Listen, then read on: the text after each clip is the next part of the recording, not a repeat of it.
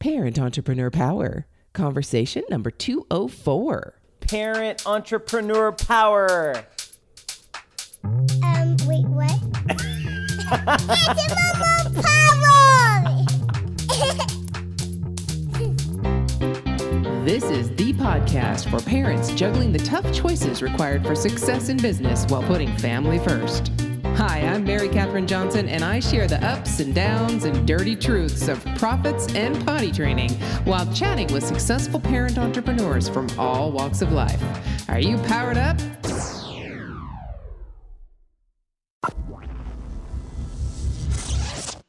Hey there, Power Parents. Guess who? Mary Catherine Johnson here, and I get to chat with Aaron Hendon, and he is the author of Shortchanged by Shortcuts. I have a feeling you're going to be very interested in hearing what that title has to talk about. I have an idea. I hope you do too. But hey there, Aaron. Welcome to the conversation. Thanks, Mary Catherine. Thank you so much for having me on. I'm really excited to be here. Yeah, I can't wait to see where we go with this because each conversation, it's amazing. I can't believe I get to do this a lot. I get to do this every week. I get to talk to people and dive into their worlds and see what little gems we can all glean from them and grow our own lives from them. That's really what this is all about. So let's start in the place we always start, which is your once upon a time story. How did you get into this whole parenting and entrepreneur gig? Well, let's see. My dad actually was an entrepreneur. He gave up a vice president of a clothing manufacturer position when I was a kid to become a photographer and start a child photography business. And it was really his that sort of led the way, and he was very successful at it, did a great job, made a great career of it, really sort of hit it out of the park with what he did and what he was committed to. And it was just, so being an entrepreneur was always in the cards, was always available. Now, my brother hasn't done it. One sister did it, and the other didn't. So it wasn't inevitable, but it was certainly there, as an example. Yeah. Yeah. Mm-hmm. For my family. And, I went to art school, which made me eligible to work in the food service industry. So I went and waited tables. I moved out of New York to New Mexico and was waiting tables. And the baker in the restaurant quit.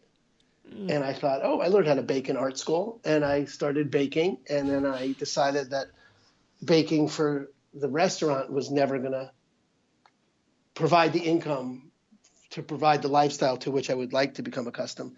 So I raised money and started a bakery and was an entrepreneur from there. And then, did a whole bunch of, from the bakery, actually, I wound up doing a personal transformation program called the Landmark Forum and transformed my business, wound up getting married. And then moved to Phoenix, and then from Phoenix we moved to, and so I was working for the Landmark, and moved to Phoenix, not a parent yet, and then moved from Phoenix to Seattle, and I became a parent in Seattle while I was still working for Landmark, and did that for about another 8 years, and then so now I'm a dad. I have 2 kids. Working all these hours for this company that I loved. I loved the company. I loved what I was doing, but it wasn't giving me the opportunity to sort of grow in the ways I wanted to grow financially and other ways. So then this bug came back in my ear about being an entrepreneur, and I took a couple of sales positions because I was scared. I have kids. I need insurance. Right. And entrepreneurs don't get insurance. Right. And these days it's like a really, it could not be a bigger deal. Oh, yeah. And then the recession hit, and the sales positions weren't so great. And I finally got around to okay, what if I get into real estate? I had a lot of friends that were realtors. I have a lot of sales experience. I have a lot of people skills. And the thing that sort of clicked for me once I started it, once I actually made the leap, and it really was a leap, Mary Catherine, to, jump into a an entrepreneurial position like that was how entrepreneurial real estate was.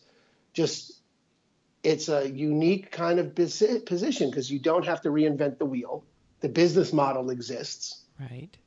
But it's completely your own. You can do whatever you want with it. You can go right, you can go left, you go center, you go up, you go down. You could do it a million different ways. Like when I got into it, I thought, oh, this is like my bakery.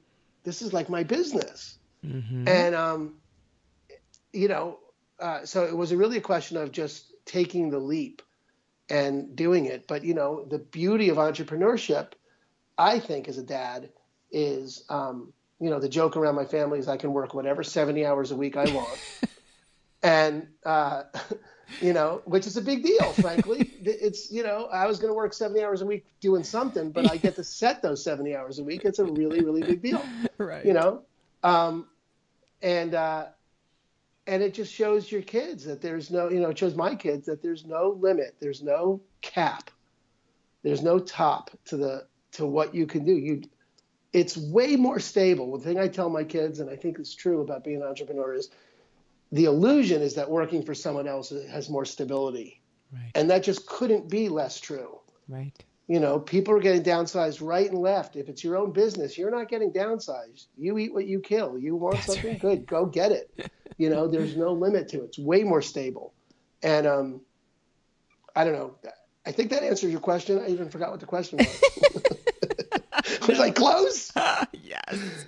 Okay. Yes. But so take me back though. So you were a parent and you Mm-hmm. got the bug. You were working 70 hours, but you really got the bug to figure out how you could be your own boss and work the 70 hours that you chose, whichever ones those were. Yes. And then, so what did you do with that? What business did you start? I went into real estate. I went into, I became a realtor, became a residential realtor. Got it. And that's, it did not look from the outside that was an entrepreneurial endeavor. Right. It looked like I was going to go be a realtor. Like that's a thing, Right. like I'm going to be It's a a teacher, job. Yeah. or I'm going to be right. But it's not. A realtor is 100% entrepreneurial. Every Yes. realtor has a license and permission, by the state to go sell or buy real estate. But the job is the same as the bakery. The job at the bakery wasn't baking bread. The job at the bakery was finding people to sell the bread to. Right.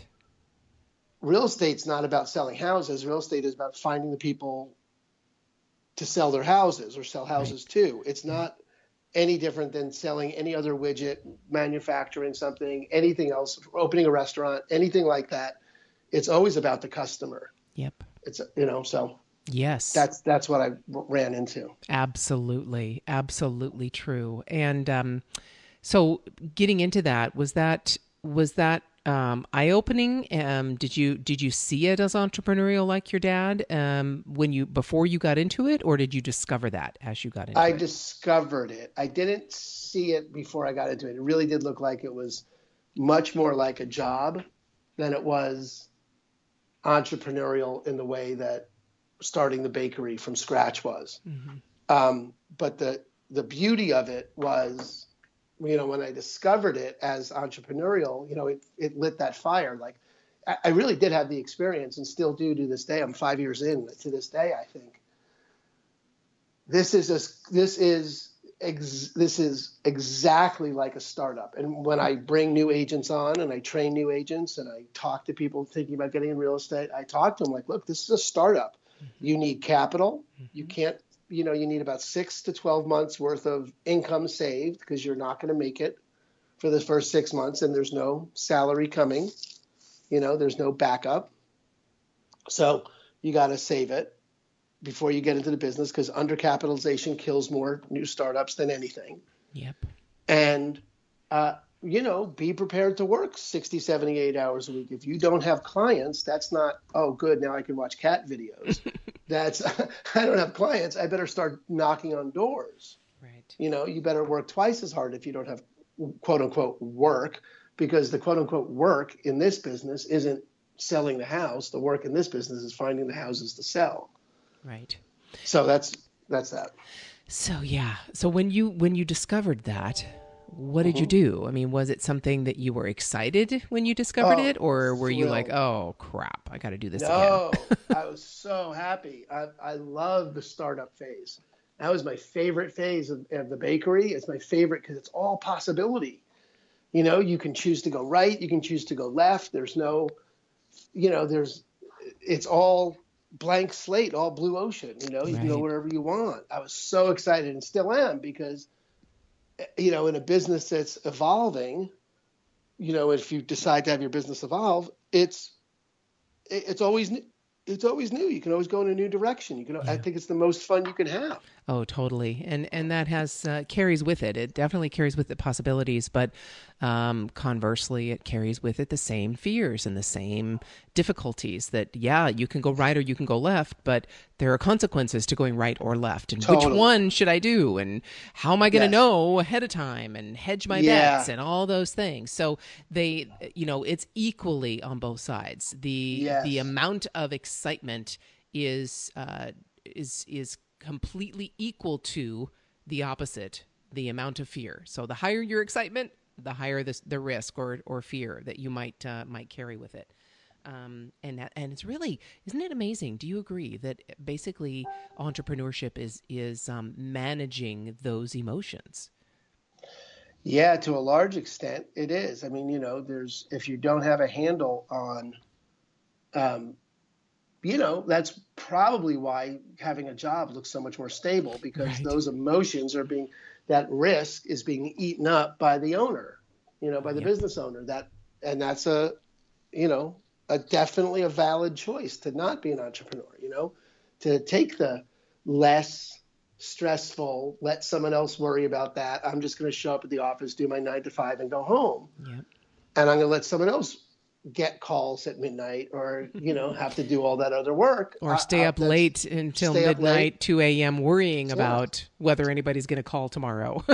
correct. And that's, a complete lifestyle choice that you can make. I just think I think you're fooling yourself if you think it's somehow less risky to do that because Totally. everything now is in someone else's hands. Yeah. Yeah. Well, we have, as entrepreneurs, our livelihood is in our customers' hands Right, versus our boss. right. And we, I think, have a little more control over that because we can choose where to go find the customers, which customers to talk to, when to talk to them, what to possibly provide for them, all those things. And I agree with you that no matter what service or product you sell, it's the same thing. And the more you productize your service, the easier your life will be. That's I'm sure you've systematized and productized your real estate as much as you possibly can, right? hmm Yeah, I think it's getting that stuff so that it's um, we were talking a little bit before we got on air about the I think I even brought up we do everything we do as a parent. Parent is definitely on the hierarchy, the Mm-hmm. context that gives it all, right? Mm-hmm. Is but that's so setting up those systems, products, structures organizationally so that so that the 70 hours can be, I can be available for, whatever the family needs Right. is just what we do, I have it now set up. So I live on an island off the coast of Seattle. It's about a 2-hour commute to my office. I work both on island and off island. And if you don't live in Seattle, it sounds very romantic No, it's beautiful. yeah, it's gorgeous. I live in paradise. I live in heaven, but it sounds way more romantic than it is. I tell people who don't live here that, yeah, I live on an island in the Pacific. But it's just a commute. It's a 2-hour commute for me each way, and I've worked it out so that I fundamentally come into the office 2 days a week, and the rest of the time, you know, working from home, which is an entirely other set of problems, right? Yes. Everyone thinks if I can work from home, that'll be the end all be all. Man, if you can work from home, you got some mad focusing skills. Yeah. That is a whole. Sometimes I come to the office just because I cannot do. There's no such thing, especially all summer. I mean, Yeah. all summer being a parent. With the kids home all the time? I have a 14 and 11, and Oh boy. there's just no working at home in the summer. I'm literally just, my wife owns her own business too. So Oh my we're goodness. both deal with that kind of thing. Yeah, it's tough. And we have to structure our days. Another interview that I mentioned that I did recently was, instead of saying work-life balance, it's really more of a concept of work-life integration. Integrating each into the other, not really necessarily balancing each, but integrating them. And that's exactly the way I think of it. I don't think of it as balancing. I think of it as integrating, because I work from home every day, all day, and I have to take kids here and take kids there. And so I get spurts. I get maybe an hour here and then 3 hours there, and then a break where I have to go drive somewhere or do something, and then another 2 hours, and then I have to make dinner.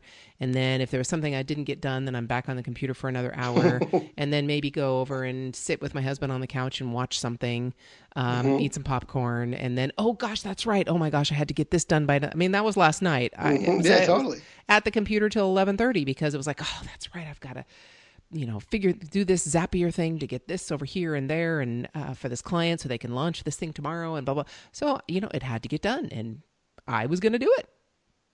It's the way it is. It's just the way it is. So, wow. Okay. So you had the kids, you went into real estate. You've been doing that. You said, I think 8 years, you said? 5 years in residential real estate. Yeah. Yeah. And now you're an author, shortchanged by shortcuts. Tell me more about that. Yeah, well, so this is great, because one of the things that I, inside the conversation we were just having about products and systematizing and how to get the business so that it's, evolves more parent friendly and what else you can do, it wasn't necessary to become more parent friendly, but, one of the things one of the things that makes, provides a way of generating business that's more reliable is, authority generates business, and educating people generates trust. And so I wrote a book. So because we can get into it if you want, but it's not really the context of this podcast. But it's, the way people buy or sell their homes is absurd. And one of the things that struck me was just how completely absurd it is. You would, fundamentally, in a nutshell, people use the same criteria to pick where to eat at a restaurant as they do who to represent them in the sale of a home. People look for stars on a website to choose where to eat. My wife and I check Yelp, right? Oh, where are we going to go, right? But that's how people choose a realtor. Oh, let's look at Zillow. Let's look at the stars on a website. Or my friend says, you got to go try the Mediterranean place. So we go try the Mediterranean place. Or a friend says, oh, I got to try this realtor. So I go try this realtor. It's all the same methodology, but a dinner is like $50. Your house is $500,000. It's just bizarre that people don't do any due diligence on who to represent them or how to sell their home. And so I wrote the book to educate people just about that. But the thing about the book that makes it, parent friendly, or for me as, my entrepreneurial parenting, is that, it's the kind of thing that can lead down the road to, being an author, being a speaker, being a trainer, running webinars, doing less and less in the car, let me go to your house and sell your house kind of thing, and more educating people, and we'll see where it goes. So like we were talking earlier about, it's all blue ocean. I'm always looking for a new way to expand, develop, take the business into a new direction. So it's, that's the joy of being an entrepreneur for me, is that there's no one telling me, don't do it this way, or you got to stay in this box, stay in this lane. Right. Now that's a challenge in and of itself, right? Because you got no one telling you. That's right. Sometimes someone should tell you, don't go down that road. Yeah. If only. Yes. So, like you said, there's consequences for going right and consequences going for left. But that's how the book came about. The book came about because I got tired of people being silly when they were buying or selling their home and not knowing how to do it right. How to do it rationally. Right. But it does provide for me an opportunity to generate business without the same amount of hours out of the house. So I love that aspect. Definitely. Yeah. So, again, to be able to not just have the authority, I get that completely, because when you write a book, and not just write a book, because there are lots of unfinished books on millions of hard drives, I'm sure. Mine included. I've got Yes. several books that are sitting there Yes. staring at me. So it's not just writing a book, but it's actually going through the entire process, editing, publishing, then go out and actually promoting. That's an entrepreneurial endeavor on its own. It is.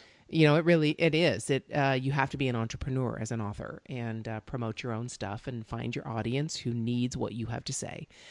So yes, you get a certain amount of authority with it, but that kind of changes you, doesn't it? I mean, it helps you see something totally to fruition and see, hopefully, your words impact other people beyond just the transactional buying or selling of a house.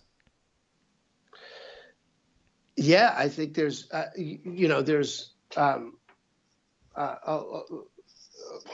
sorry, I'm somehow lost the train of the question.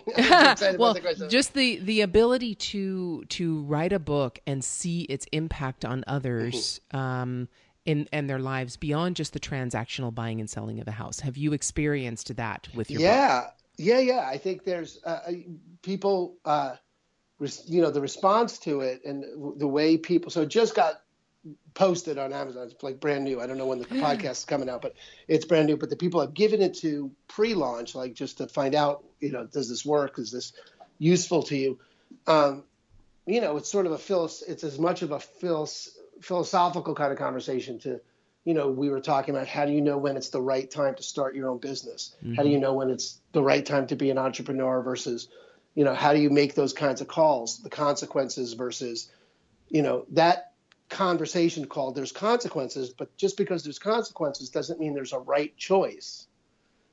Right. There's a choice and there's consequences, but it's not like one's right and one's wrong. You just get to choose, and then you're going to follow that path and see. Well, that's the same kind of thing when people go sell their house. Is it the right time to sell? I can't tell you how many times people ask me, is it the right time to sell? Should I sell now? Should I not sell? And there's a whole chapter in the book just on that because people are asking as if there were a right answer. Right. And there's no right answer. That's a crazy way to look at it. It's the right time to sell if you say it's the right time to sell. Because you want to move. Yeah. Because you want to move or because the market's up or whatever. But if you're trying to figure it out from the perspective of the right or the wrong, you're never going to get anywhere. So the book is, it's way more than just do this, do this, do this. It's, relax. You can't mess this up. There's going to be consequences, but you can't mess it up. Right. Right. 100%. And sorry to do this to you, but it's exactly the same as parenting. It is. Right? It's totally, the people say that all the time. Like, is this the right time to be a parent? You might as well. There's no answer to that question. No, I mean, well, look at, 100,000 years ago. Was it a right time to be a parent then? I don't know. Right. I don't know. It was for those who said so. That's right. For those brave souls who, thought about actually doing it. Yeah. Yeah. Right. It's amazing. Yeah. And, and that's, I just think, being a parent's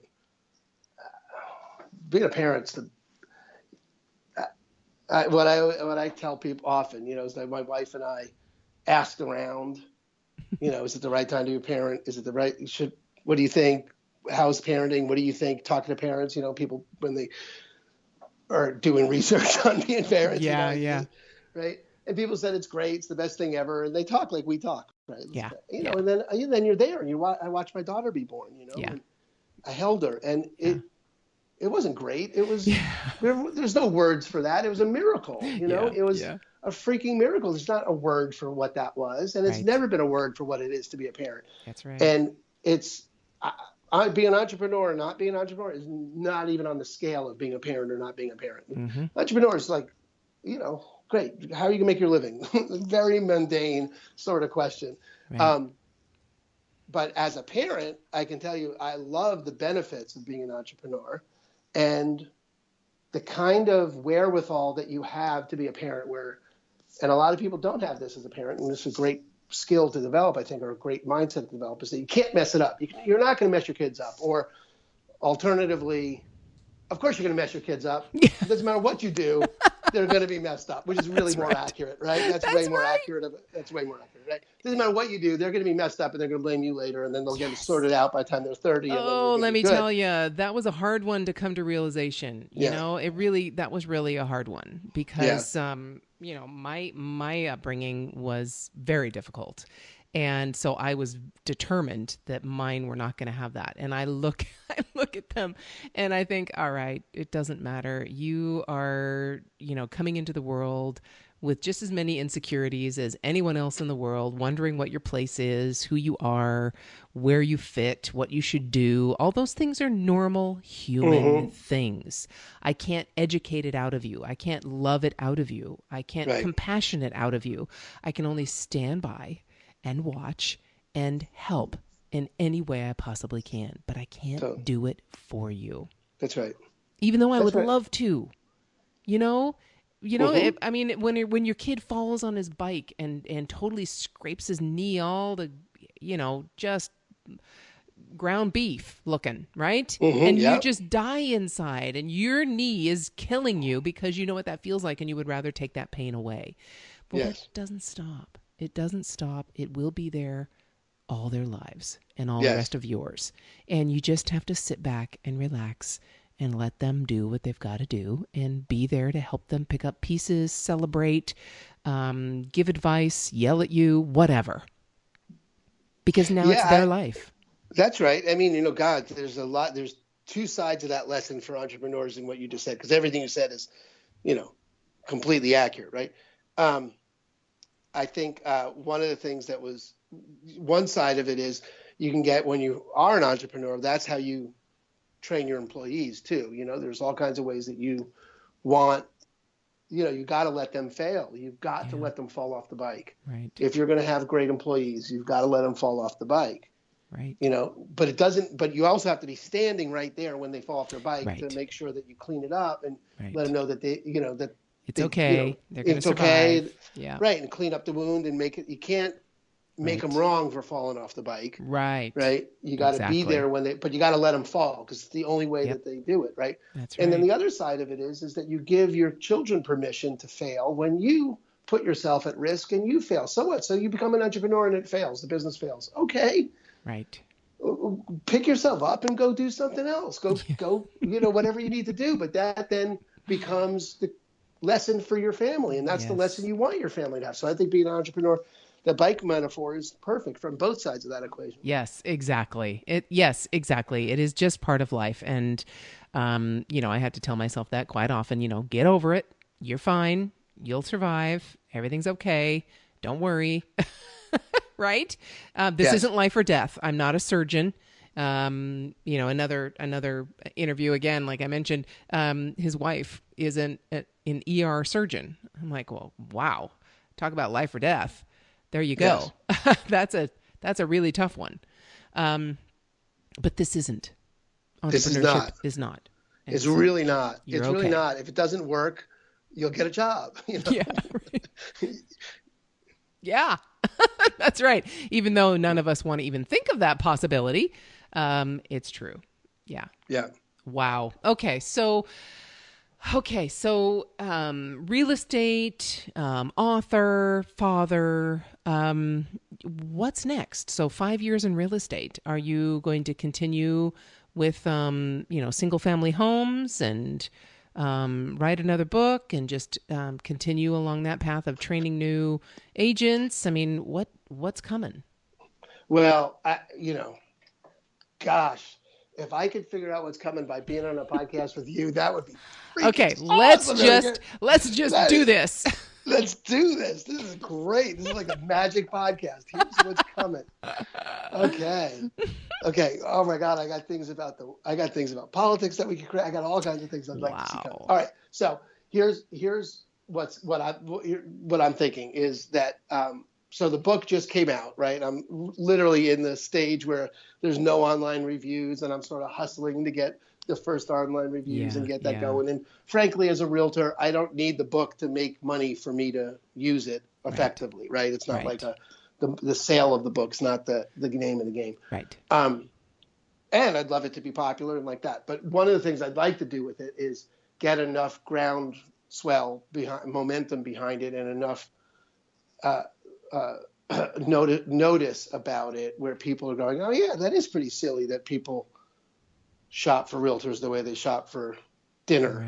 Right. That doesn't make any sense, right? Where Right. in fact it becomes something that I can train others in. Because speaker, I'd love to be a public speaker. I'd love to take that path and educate people, home buyers like that. Right. I'd also like to, I can work nationally. One of the ways real estate is set up, and I don't know that people know this. This is one of the things that we talk about in the book, is the stuff we don't know about real estate could fill a book, and I wrote it. But like if I find someone who, like for example, if someone from this podcast listened and they're in New York and they get the book and they're like, oh, this is great. Who do you know? They call me and they go, who do you know in New York that operates this way? I can find a realtor in New York that operates that way. Right. And then then refer them, and then that realtor gives me a commission, right? Gives me a piece of their commission, right? So I can develop a model where there's other realtors that are operating in a rational, high performance way and become a referral resource, which would allow me to sit at home, wherever home winds up being with my family, and generate business. And that would be an ideal sort of scenario. So that's the kind of business that I'd like to create this into, is that model, doing that. Wow. Okay. Well, we're just going to have to put our heads together and figure out how that works. And I probably have, and we can talk offline about this, but I have some connections with people who really specifically their job is just setting up referral systems and businesses based specifically only around referrals, and how it's not the traditional, you go and tap your network and call your cousin, Artie, and see if he knows anyone who needs to buy a house or sell a house. It's much more systematized than that. And so I can definitely forward two people that come to mind. One of them that I just talked to and interviewed, his name is David Burkus, and Burkus. And Power Parents, if you haven't heard his interview yet, you can check it out. But he is a super connector. He is all about connecting people, and not just in, your network is your net worth kind of idea, but really systematically connecting. So that he would be someone to definitely, and he's written several books. He's really, his whole work is being an author. So, definitely, he's the one that you need to talk to. The other one, I'm looking for her information. I see her face, but I just can't see her. I can't remember her name. I can see her face, and her whole business is around referrals. I can even see her website and the color scheme and everything. Gosh darn it. So hang on. This is a parenting thing. That's a parenting thing, though. It is, it goes out my head. Totally out my head. Yes, we're all challenged in that way. Referral. The name of her website is actually something Referrals, obviously. So I will put it in the show notes, people. Sorry. But, Great. we'll, and I'm just keep looking while I'm just, talking here. Yeah. Well, that's great. And one of the things, Mary Catherine, I just noticed, I was just listening to speaking in the last conversation we had, you asked me what was in the future, and I noticed I got a little bit shy for myself, or embarrassed creating that aspect of my future about wanting that. Mm-hmm. And and then when you started offering assistance to it, I was like, oh yeah, dope.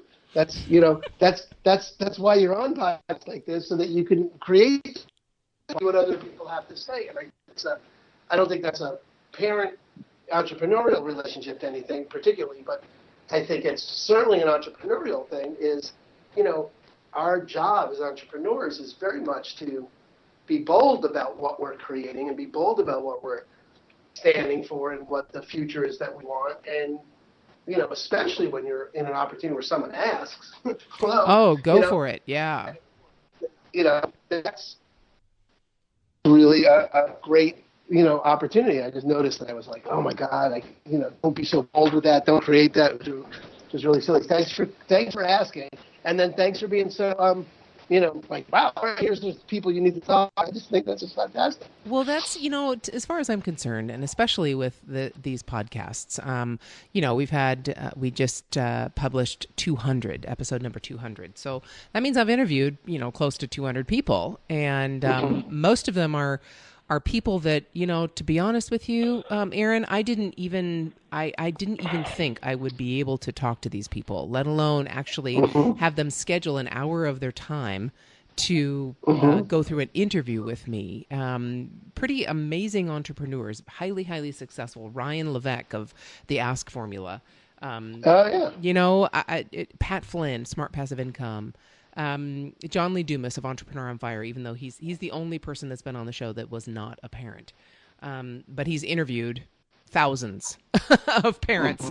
So he has a little more of a perspective.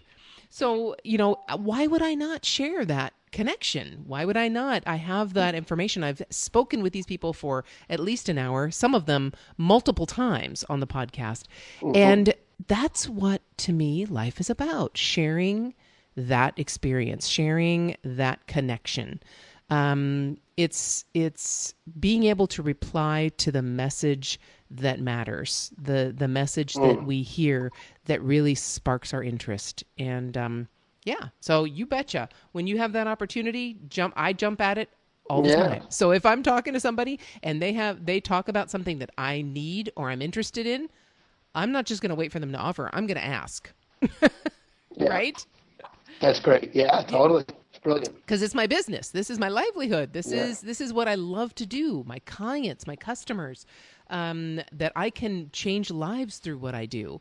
And why would I not ask for someone to help? I used to be afraid of asking because they might say no, or I might be embarrassed, or I might say the wrong thing, or things like that. And I've gotten old enough to where I really don't care. Just don't care anymore. I know that's also a little bonus of being a parent. Yes. It puts into perspective, what we care about, what we don't care about, really clearly.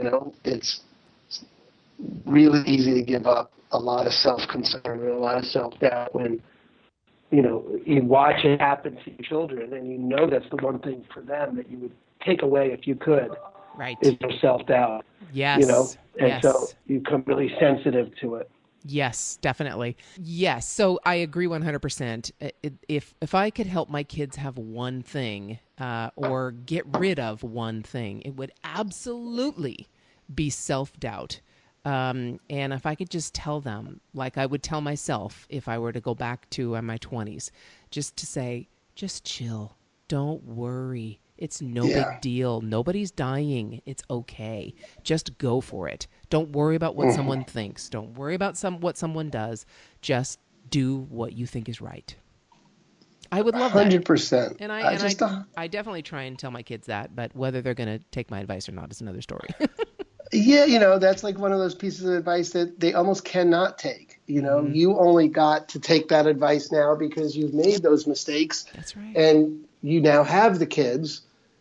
It's their job, so it doesn't stop you from giving the advice. Of course not. Yeah, that's what moms are for, right? I gotta nag them about something. We're coming full circle. Of course I'm gonna mess them up. I've got to nag them up. I've got to give them something to talk to a psychiatrist about. Yes. Otherwise, I haven't done my job. Yeah, I hear you. So, wow. All right. I can't wait to see your book. I will definitely go and check it out. And, Power Parents, the link will be on the page. And again, Aaron, we call ourselves Power Parents because if we've potty trained our kids, business is really nothing compared to that. So I'm with you. We can handle anything. So we have the power to do what we need to do as entrepreneurs because we've raised kids to a certain extent. So So Power Parents, go to the show notes and you'll see links to go get that book and to find out more about living on an island in the Pacific. And, Aaron, if there's somebody out there going, gosh, I really don't know. And I know a lot of people who are thinking about real estate or even wanting to start their own, they've got their license and they've gone out on their own instead of being with a firm. And they're kind of rocking back and forth going, what should I do next? Or should I even do this? Is there any piece of advice you would give that person? Yeah. Well, first of all, they're welcome to call me. I mean, really, no kidding. Wherever they are, I'm happy to spend time talking to anyone about it. I think it's a great, exciting career choice. So that's one thing. Second is, the same advice we already gave is, go for it. You find yourself a good mentor. Find yourself someone who's willing to take you under their wing, someone who's willing to show you how to do it. For real estate agents, the book's literally been written. It's called The Millionaire Real Estate Agent by Gary Keller. Mm-hmm. And if you really just read that book and followed that model, the model has been made. You don't have to reinvent the wheel. Right. You can take those actions, and there's a million ways you can go with it. It's not like it's confining. But the model's been made, so get that book, read that book. I just think that's the best advice you could get at this point. Perfect. Fantastic. All right, Power Parents, you got it. Do what you got to do. Just jump in and, find the models that have already been created and follow some of them, adapt them to your specific situation. But I agree. It's an amazing life. I'm so glad I tried instead of staying in fear and wondering and hoping. And I was dragged into this. I had no choice. I was so consumed by an idea that I couldn't let it go. So yeah, if you're that way, boy, you better jump in. Otherwise, you're really going to regret it. Aaron, thank you so much for spending this time with me. I'm very, very glad that we got a chance to meet, and kudos to hopefully some referrals we can put in place, and life keeps going on. Thank you. Well, thank you, Mary Catherine. A real pleasure, and I really appreciate the opportunity to talk to other parents that that are in that boat, because it's a great boat. To get powered up for your day, just go to parentepower.com and listen to the over 200 episodes we have so far with amazing entrepreneurs just like you. It might just help you feel like a grown-up again.